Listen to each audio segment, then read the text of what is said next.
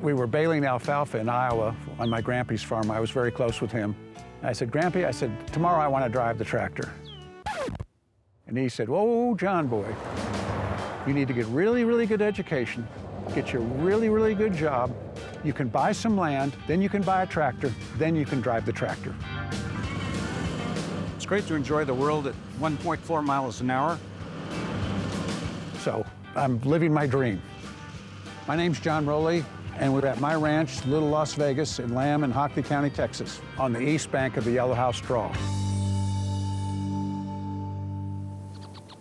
The Yellow House Draw, it's an ancient riverbed, which is actually part of the Brazos River system. Coronado came through here. He mapped this area, looking for the 7 cities of gold. He named it Casas de Amaryllis because of the mesas over on the other side across from us. Quanah Parker was a famous Indian. He camped out here.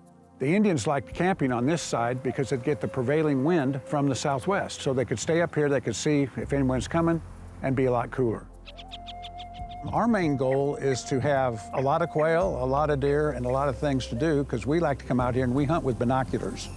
Whether it's a bird or a coyote or a porcupine, we don't care.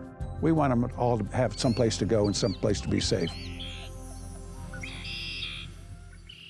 The deal that's most impressive to me is I didn't know what I was doing, and I had a lot of help from NRCS and Texas Parks and Wildlife, and because of that, there's more abundant wildlife out here. John is always wanting to do the right thing. He may not always know what that right thing is, so whenever I come out here or another biologist, he's like, what can I do? What can I do to make my land better for wildlife? After starting this journey about 35 years ago, we've really seen a lot of benefits. When we started, the mule deer really weren't around here. They were kind of coming this way from New Mexico, and so now those herds have expanded. At this time of year, they herd up really well. We started running water out, fresh water every day, so that's been the most important thing. But you can see the quail or the dove can get up here and easily drink. If they should have the misfortune of falling in, they can crawl out. So there's 2 playas on the property, one of which had what we call a tailwater pit. That was inhibiting the playa from functioning properly, so we filled that in.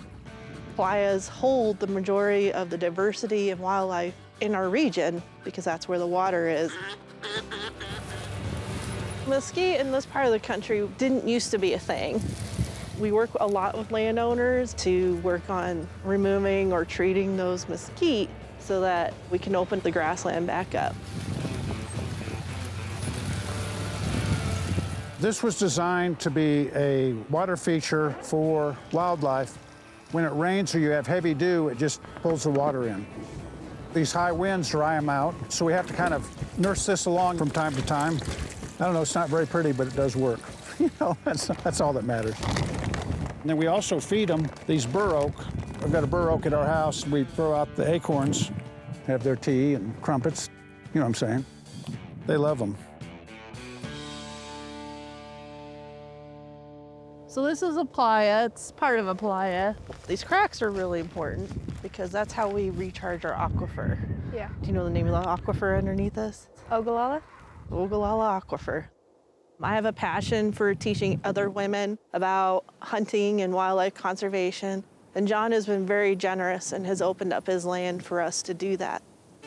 It's a true privilege to have this, and what good does it do if you don't let other people enjoy it as well? You know, I'm clearly in my 4th quarter, so I hope sometime, you know, when we have to pass it on to the next family, so I would hope they'd continue to make it better and better. My grandson loves it. He loves riding on the tractor. He thinks that's big time.